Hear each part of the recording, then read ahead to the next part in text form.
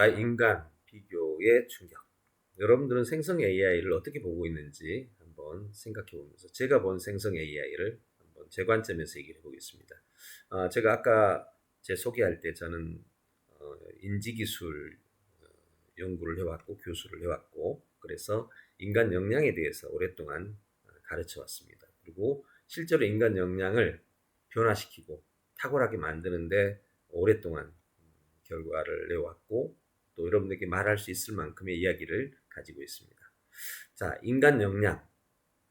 역량이라는 말을 쓰게 되면 좀 쉽게 여러분 집에 인터넷이 고장나면 기사를 부르죠. 그럼 기사가 와서 고쳐줍니다. 근데 기사가 와가지고 못 고친다면 기사의 역량이 부족한 거예요. 그렇죠? 인간 역량이란 어떤 과제가 주어졌을 때 그 과제를 해결하는 능력이죠. 근데 사전으로 보면 나는 뭐 한다, 고로 존재한다 라는 말을 쓰죠. 이 이야기는 나는 생각한다라고 알고 계실 겁니다. 하나 더 풀어본다면 사람은 뭐뭐하고 뭐뭐하는 동물이다. 이때 자주 쓰는 게 뭐죠? 생각할 줄 알고 도구를 사용하는 동물이다. 자, 그러면 생각하고 도구를 사용할 때 이 도구는 뭘까요? 여기는 생각하는 건 알겠고 여기 도구는 뭘까요? 현장에 있으면 참 재밌는데 이런 게요. 이 도구를 우리는 지금 아는 문명의 도구들을 말합니다. 많은 문명의 도구를 말하는데 실제로는 가장 첫 번째 도구는 바로 언어죠. 언어를 사용하는 동물이다. 이렇게 볼 수 있습니다. 자, 그래서 인간 역량을 이렇게 정의를 하는데 실제로 이러한 능력을 가진 이 인간의 역량을 전체 상으로 한번 보면 역량은 뭘로 돼 있을까? 여러분 지식은 크게 나누면 뭐 인문과학, 사회과학, 자연과학 이렇게 나누잖아요. 크게 나누면 또 그것을 다시 나누면 인문과학에서 뭐 철학, 그죠? 문학, 종교, 교육 이렇게 나누고요. 이렇게 이걸 보고 지식 분류라고 그래요. 지식 분류는 인류 역사가 너무 잘해놨죠. 오랫동안 해왔으니까. 근데 역량에 대한 전체상은 뭘까요? 이렇게 같이 얘기 나누면 참 재밌는데. 자, 인간 역량의 전체상을 보면 이 한 장의 그림이 대변합니다. 자, 이 그림을 찾아보시기 바랍니다. 역량은 크게 주체성과 인지 역량 그리고 정보 역량, 인성 역량으로 나눕니다. 자, 이 네 가지 역량은 매우 중요한 역량이에요. 왜냐하면 현재 이 역량은 조금 단어는 다를지라도 유엔에서 이미 분류해서 사용하고 있고 또 우리나라도 2015년에 역량 교육으로 바뀌었잖아요. 그러면서도 이 네 가지 역량은 비슷하게 다 사용을 하고 있습니다. 2015년, 6년, 7년에 저희도 인천교육청에 이 역량을 제공해서 수업도 하고 교재도 만들어서 현재 제가 연구한 내용만 가지고 지금 현재 교육청에 8종의 교과서가 올라가 있습니다. 그러니까 지금 하는 이야기가 어떤 한 개인의 이야기라고만 생각하지 마시고 교과서까지 올라가 있는 정도니까 어느 정도 인정을 받은 그런 내용이라고 보셔도 될 것 같습니다. 자, 크게 주체 역량, 인지 역량, 정보 역량, 인성 역량이라고 하는데 이 네 가지 역량에 대해서 오늘 여러분들에게 전달할 게 참 많은데 오늘 뭐 이 얘기만 하려고 하다 보면 시간 다 가니까 자, 크게 먼저 주체 역량은 자율성이죠. 이 자율성이 있어야 인지가 발달합니다. 시키는 대로만 하면 인지가 잘 발달이 안 되죠. 그래서 이거는 스스로 할 수 있는 환경, 부모들, 주변 여건이 굉장히 주체 역량에 영향을 미치죠. 그리고 이 주체적으로 뭔가를 하려고 하는 것, 뭔가를 하려고 할 때 사람이 생각을 하게 되는 거죠. 그 생각을 하게 되는 게 바로 인지라고 합니다. 그 인지에서 첫 번째는 뭔가를 배우고 배운 걸 가지고 이용하고 응용하는 거 사고 그 다음에 그걸 해보고 나서 표현하고 요 세 개 이해 사고 표현을 인지라는 말로 쓰죠. 인지 역량 다른 말로는 그냥 쉽게 말하면 지능적 사고를 말합니다. 자, 스스로 하는 사람만이 지능을 개발하게 돼요.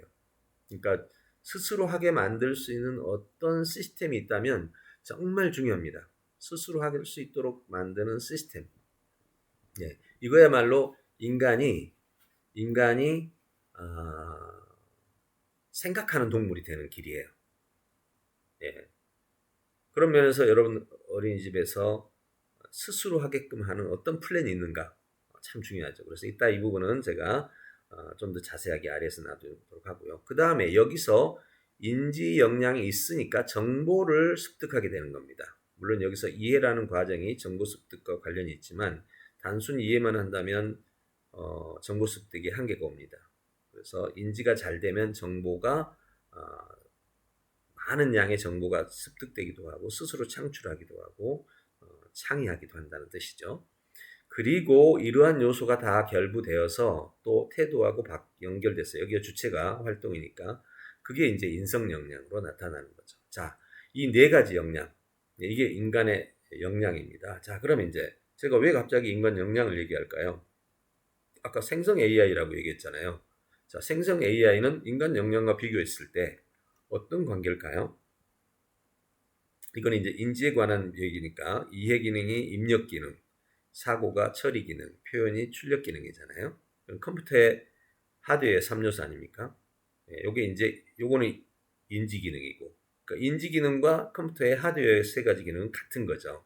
자, 그럼 조금 더 비교를 해보면, 자, 표현 역량을 보면 자, 잘 보세요. 여기서 인지에서 세 가지가 컴퓨터의 하드웨어 역량하고 같잖아요. 입력, 처리, 출력. 입력, 처리, 출력. 자, 그러면 여기서 생성 AI 역량과 인간의 표현 역량을 보면 여기 이제 표현 역량입니다. 표현 역량을 보면 이렇게 나오죠. 여러분 알다시피 음성, 문장, 그림, 영상, 종합적인 뭐 행동 표현까지 다. 자, 이걸 우리 표현이라고 그러잖아요. 근데 이 표현이 지금 생성 AI라고 했을 때 봐봐요. 자, 이 표현입니다. 이게 음성, 문장, 그림, 영상, 종합. 그럼 생성 AI는 뭘까요? 자, 드디어 나왔습니다. 보이스 AI, GPT AI, 이미지 AI, 동영상 AI, 통합형 AI. 자, 보이스 AI는 뭐 여러 가지 네이버 클로버 외에도 많이 있죠.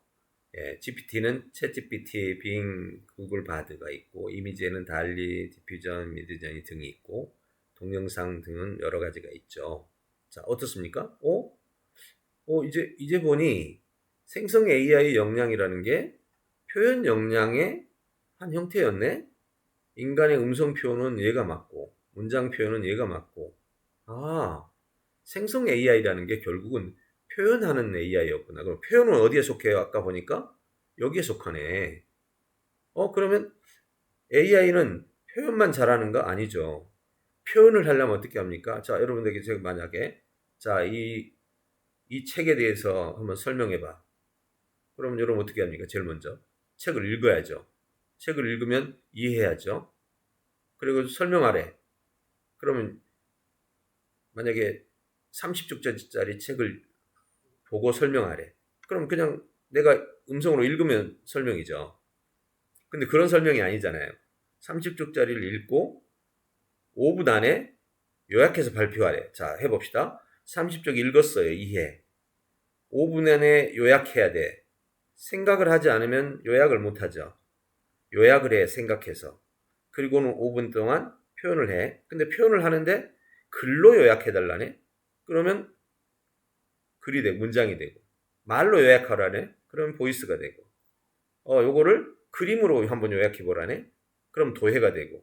영상으로 해보라고 그러네? 그럼 다큐가 되고. 요거를 예술로 하라고 그러네? 그럼 문학이 되고. 자, 30쪽짜리 책을 읽고, 요렇게 표현한다는 것은 결국, 표현을 한다는 것은 이해와 사고가 없는 표현이란 없다는 거예요.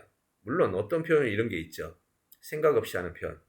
이해 사고 없이 그냥 생각 없이 그냥 멍 때리는 표현도 있겠죠.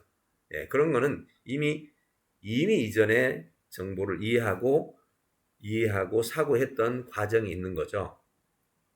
이미 이전에 이해하고 사고했던 것이 있기 때문에 그 데이터를 가지고 쓰는 것일 뿐이지 그 전에 이미 이해 사고 관계를 거쳤던 겁니다. 자, 이제 그림 그려지죠. 생성 AI란 뭐다?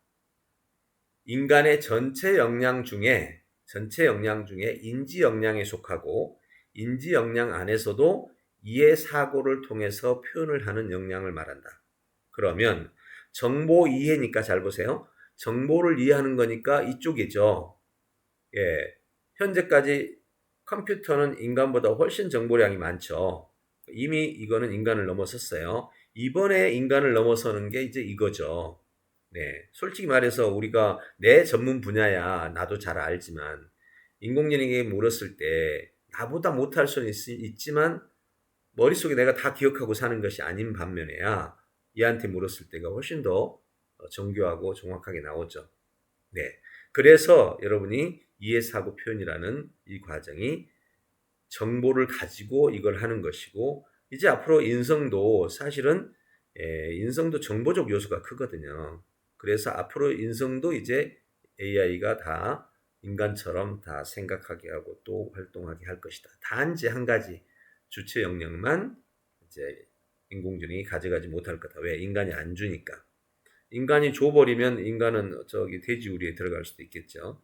자, 결국 이 네 가지 역량이 인간 역량의 전체상이고, 그리고 표현 역량과 생성 역량은 결국은 종합이인데 이거는 인지 역량을 통째로 끌고 있는 것이고, 그리고 실제로 인간의 인지 역량과 정보 역량은 묶여 있기 때문에 실고 컴퓨터가 훨씬 잘하기 때문에 이 두 가지는 이미 정복이 된 거고, 인성 역량도 앞으로 데이터가 들어오기 시작하면 인성도 정복이 될 거다. 그러면 결국 인간은 뭐만 남냐? 자, 뭐 남아요? 주체가 남죠. 즉 스스로 자율적으로 생각하고 판단해서 행동하는, 이게 바로 주체 역량이란 말이에요. 자, 그럼 이제 앞으로 인공지능 시대에 우리의 교육이 어디로 가야 되는가에 대한 이제 감이 조금 잡혔을 겁니다. 제가 정말 지금 이 세 가지에 관한 이야기를 가지고 지금 얘기를 해주는 거잖아요. 그래서 이 인간 역량을 한번 비교를 조금 더 구체적으로 해보면, 여기 아니라, 여기에서, 이제 우리가 가야 될 방향을 한번 잡아봤죠. 그래서 이 네 가지 역량을 생성 AI 시대에는 결국 세 가지가 이미 점령이 됐기 때문에 인간의 자율성 부분이 가장 중요한 영역이 될 거다라고 우리가 판단할 수 있는 겁니다. 자, 그래서 이제 생성 AI 시대의 원 운영 방향을 이제 생각을 해볼 수 있는 거죠.